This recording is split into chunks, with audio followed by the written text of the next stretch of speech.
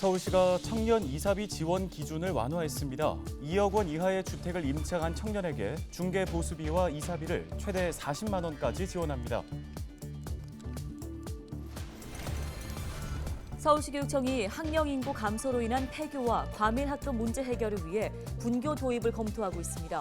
이런 가운데 초등학교가 없는 목삼동을 서울형 분교 시범사업 대상지로 지정해야 한다는 주장이 나왔습니다.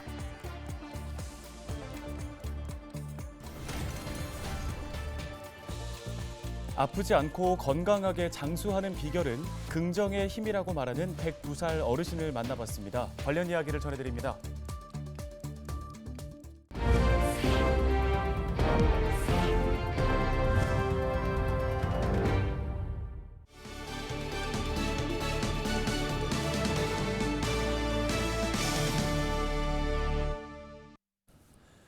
시청자 여러분 안녕하십니까? 헬로티비 뉴스입니다.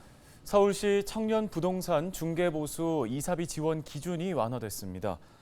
청년 이사비 지원 사업은 학업이나 구직 등의 이유로 서울로 이사를 오거나 서울 안에서 이사한 청년에게 부동산 중개보수비와 이사비를 최대 40만 원까지 실비로 지원해주는 사업인데요.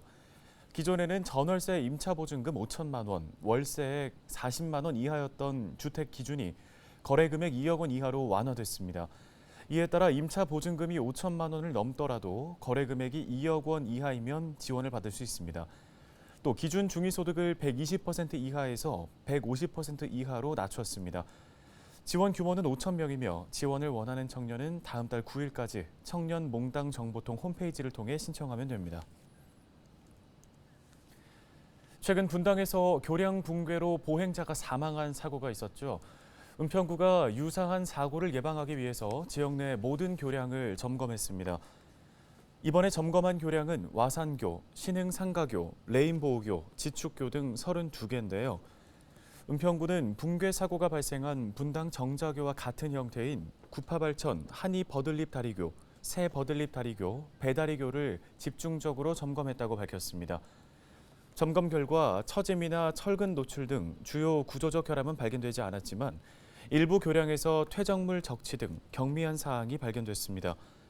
은평구는 발견된 경미한 사항은 이른 시일 내에 정비하고 교량 외에 안전 사각지대가 발생하지 않도록 관내 도로시설물에 대한 안전 점검도 추진한다는 방침입니다.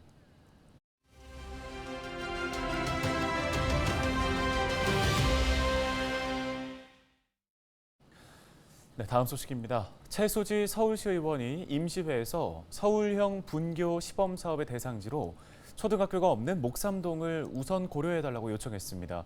현재 목삼동이 초등학교 부재로 어떤 상황에 처해 있는지 또 서울형 분교가 무엇인지 자세한 이야기 들어보겠습니다. 네, 최수지 서울시 의원이 화상 연결돼 있습니다.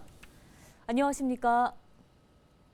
네, 안녕하세요. 서울시의회 양천구 제1선거구 최수지입니다. 예, 목삼동에 지금 초등학교가 없는 상황인지 어떤지 궁금한데요. 이 지역 학생들은 그럼 지금 어디로 어떻게 통학을 하고 있습니까?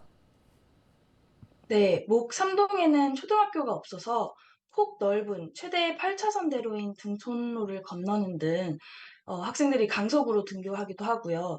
아니면은 차가 지나다니는 좁은 골목길들을 지나쳐서 목 이동에 있는 양화초등학교에 등교하기도 합니다. 네, 또 그리고 서울형 분교가 어떤 개념인지 설명도 한번 부탁드립니다. 서울형 분교는 학령 인구가 감소하고 있는 추세에 맞춰서 대안으로 제시되고 있는 모델입니다. 크게 두 가지가 있는데 재건축, 재개발로 인한 사회적 인구 이동이 가파르게 증가하는 지역에 그런 지역에는 각종 규제가 조금 까다롭게 얽혀 있어서 신설이 어렵습니다. 그래서 비교적으로 자유롭게 설립할 수 있는 소규모 분교가 그 한 가지고요. 다른 하나는 폐교 위기에 놓인 학교를 분교 형태로 존치하는 그런 교육청의 사업입니다. 예, 그런데 학교 규모가 이제 작게 되면 교육 기회 제공이나 학생들의 사회성 발달에도 좀 어려움이 있지 않을까 싶은데 문제는 학생이나 학부모가 이 작은 규모의 학교를 선호하지 않을 수도 있을 것 같다는 생각도 듭니다. 이 부분에 대해서는 어떤 의견이십니까? 어, 그거에 대해서는 사실 저학년 경우에는 등하교 시 맞닥뜨릴 수 있는 위험 정도나 침해되는 학습권을 감안할 때 이게 충분한 대안으로 떠오를 수 있다고 생각합니다. 학급당 학생 수가 많은 학교에 비해 집중된 교육을 받을 수 있을 것으로도 보고 있습니다. 서울형 분교가 아직은 교육청에서 TF 중간 보고만 나온 상태이기 때문에 부작용은 사전에 충분히 고민하고 개선해 나갈 수 있을 것으로 봅니다. 네, 최근에 일반 학교들은 학급수 감소 등의 위기를 겪고 있지만 목동 아파트 재건축 등으로 인해서 향후에 지역의 학생 수가 또 급증할 수가 있거든요. 새로운 학교 모델이나 교육 방안 등과 관련해서는 앞으로 어떤 논의가 더 필요하다고 보십니까? 목동 같은 경우에는 지금 목동 아파트 재건축이 물꼬를 튼 상황이고 또 목사동 공공주택 복합사업 등 이렇게 대규모로 조금 어, 아파트나 이런 것들이 많이 생길 예정으로 향후 학생 수 급증이 예상됩니다. 물론 다른 학교들은 감소 추세를 조금 보이고도 있지만 이렇게 일시적으로 학생 수가 증가할 것으로 예상되는 지역에는 그에 맞는 논의가 필요하다고 봅니다. 그래서 신설은 재정적으로나 시간적으로 소모가 크고 공유 재산인 부지 확보에도 조금 문제가 많이 제기될 수 있을 것으로 보고 있기 때문에 비교적으로 자유롭게 빠르게 학생들의 학습권을 보장할 수 있는 방안이나 모델들이 더욱 활발히 많이 이루어져야 할 것으로 보고 있습니다. 네, 알겠습니다. 말씀은 여기까지 듣겠습니다. 서울시의회 최수지 의원이었습니다.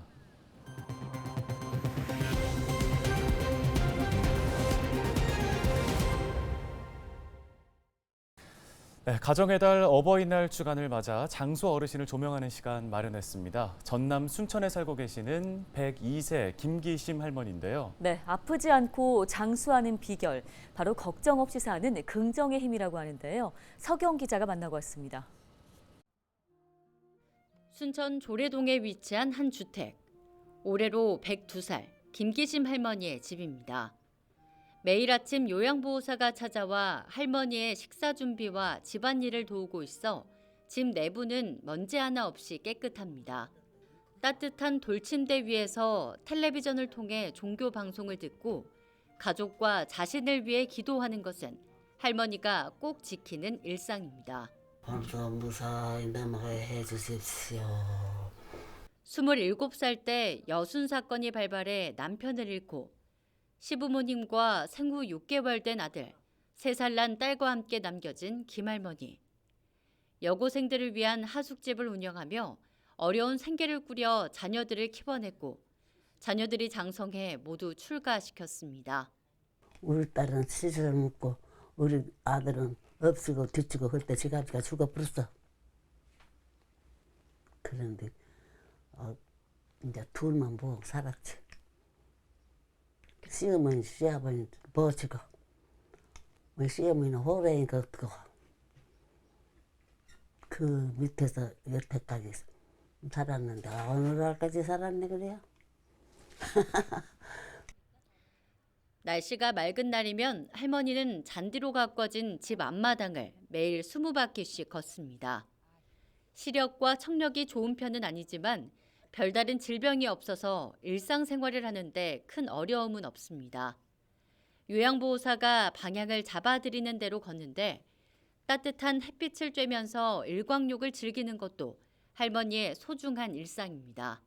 할머니는 장수의 비결에 대해 매일 기쁘게 사는 긍정의 힘이라고 말합니다. 건강하게 살다가 하느님 들어가게 그거의 지를 원이지. 나는 하느님 앞으로 갈 것이다 싶어서 마음이 기분이 좋아. 나는 이렇게 살아도 외롭지 않아. 긍정적인 마음과 매일 꾸준한 걷기 운동, 이렇듯 철저한 자기관리가 102살의 나이에도 질병 없이 건강한 삶을 유지하는 김기심 할머니의 장수 비결입니다. 헬로티비 뉴스 서경입니다.